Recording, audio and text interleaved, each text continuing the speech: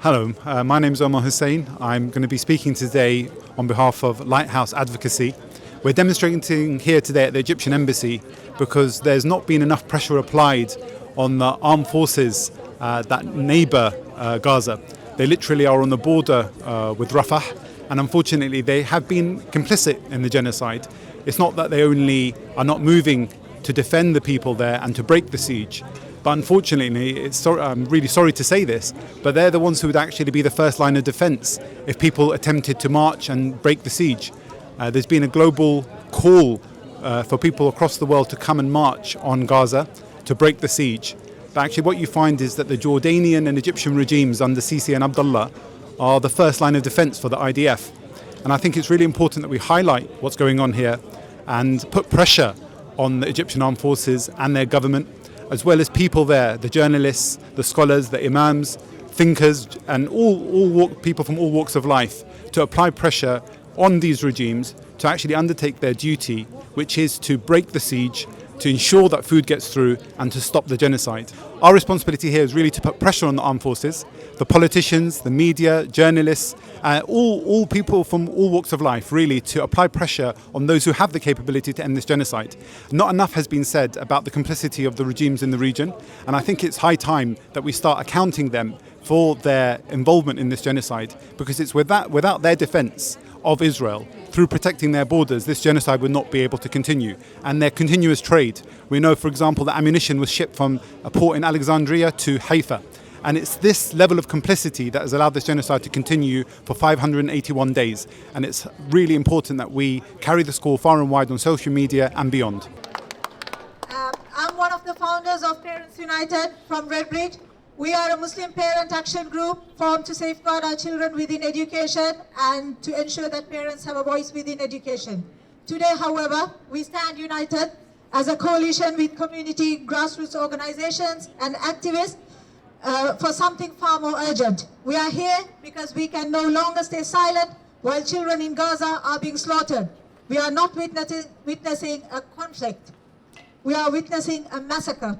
With the advanced surveillance capabilities and precision weaponry being used, the killing of children is not a mistake. It is intentional. Children are being targeted, an entire generation is being erased. But death is only one part of the horror. 15 children a day are being permanently disabled by use of internationally banned explosive weapons. Little Ahmed Al-Ghalban recounts waking up in the hospital to discover both his legs amputated and that he had lost his twin brother Mohammed and his uncle in the Israeli attack. An estimated 39,384 children in Gaza lost one or both parents, making it the largest orphan crisis in modern history. Doctors Without Borders say 70% of Gaza's burn victims are children. The healthcare systems collapse, and the siege on Gaza means most cannot return for treatment. Between September 24 and August 25, around 60,000 children are expected to suffer from severe acute malnutrition. This is not just a war, this is the systematic destruction of a generation. I just don't want to see children being slaughtered every single day. We work with families directly on the ground, and every day they send us images of what's going on. Just yesterday, my sister Labana in Palestine sent me a picture of them boiling leaves to eat. This is why I'm here. I want to ask Egypt to open up the borders, open up Rafah, let aid in now. Brothers and sisters, I want to speak on behalf of our coalition. This coalition was formed to launch a campaign which focuses on the Muslim world, calling for decisive action and intervention in Gaza. Over the past 19 months, as we have watched the horrors being live streamed on our feeds, we have been confronted with a question.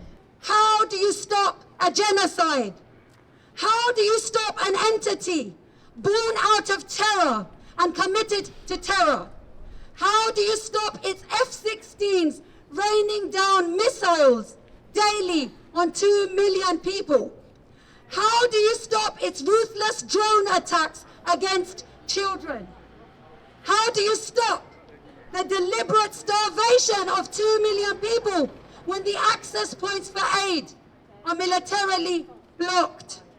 That any occupied people, especially the Palestinian people, have the right to resist by any means necessary.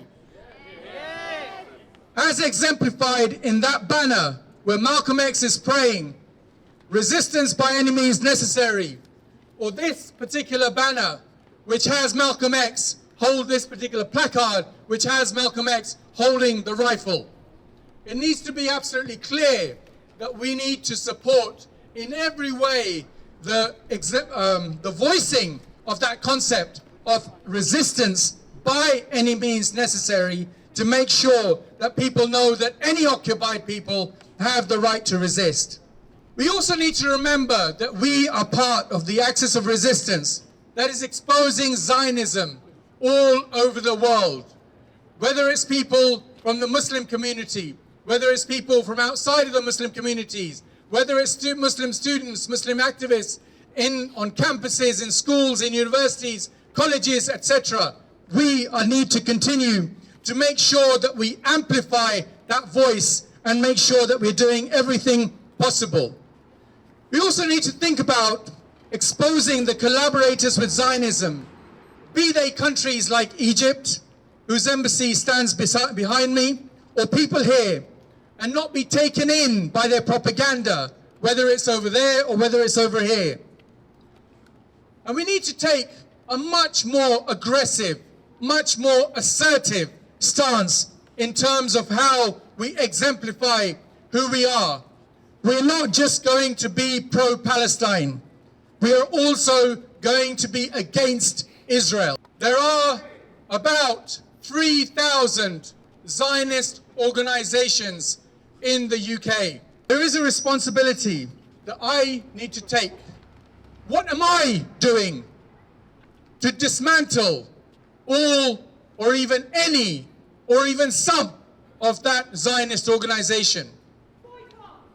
And just as I asked that question of myself, I also ask that question of yourselves, of us as a Muslim community.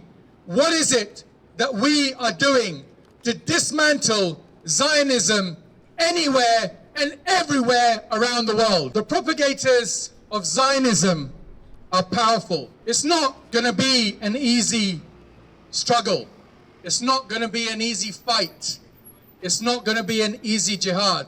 But we need to understand, we need to be absolutely clear that while we are asking Egypt to go against Zionism, we need to be asking ourselves to go against Zionism. So I'm your brother Abdullah Jabbar, or AJ, from Rethink Charity, and I've been working in the charity sector for 10 plus years now. I even worked inside Syria when the war was going on there. And subhanAllah, it's so amazing to see that people are coming out to support their Palestinian brothers and sisters. You know, when we were there on the front lines, when the bombs were raining down on Syria, we had people protesting for Palestine. So it's not a decrease of people that are doing this. But what we see every single day, and why we're here today specifically, is because the armies of, the so-called Muslim countries, the governments of the so-called Muslim countries like Egypt, and why we picked this embassy to be exact, is because they're sitting there idly and just watching what's going on. The Rafah border is there right next to them, and yet it's just, another day and another watch. 2-3 days ago, I got a message from our team on the ground in Gaza, where we work, and literally they were in tears, and they were saying, brothers, you've been running a kitchen for the days of Ramadan. You've been running this kitchen, but we don't have enough food to do this kitchen.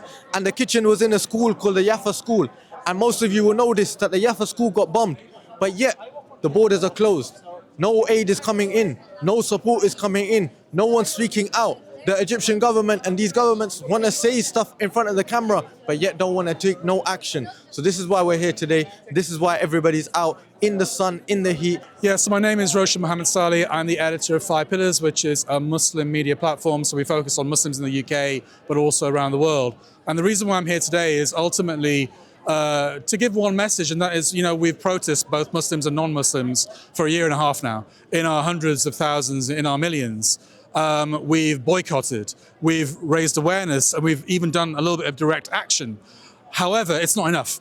It has had an effect, there's no doubt about it. It has shifted public opinion, but we haven't got years to wait, quite frankly, because Palestine now is under the threat of extermination and expulsion and the destruction of Al-Aqsa Mosque as well.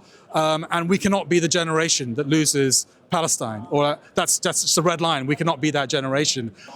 So the call now is really that boycotting and protesting isn't enough. Sloganeering isn't enough. I think we all realize that. The same old voices that we see at these London protests every single time, the same lefties, the same Muslims, the same atheists, whatever, it's just not enough. The same messages aren't enough. It's not getting through. And the reality is that whatever we do, the West is going to support this genocidal, racist apartheid state for decades to come. But we need action now because the clock is ticking, and therefore the logical call is to put our fear aside, because a lot of us do fear of speaking out because we're going to lose our livelihoods and our homes and be vilified, etc., for saying simple things like Israel is a racist, genocidal state with actions akin to the Nazis, quite frankly. So that's what we're calling for Muslim nations with powerful armies, not one of them, but several of them, and perhaps with non-Muslim allies around the world, people of good conscience, nations of good conscience, to literally put the military option on the table against Israel to stop it from conducting a genocide.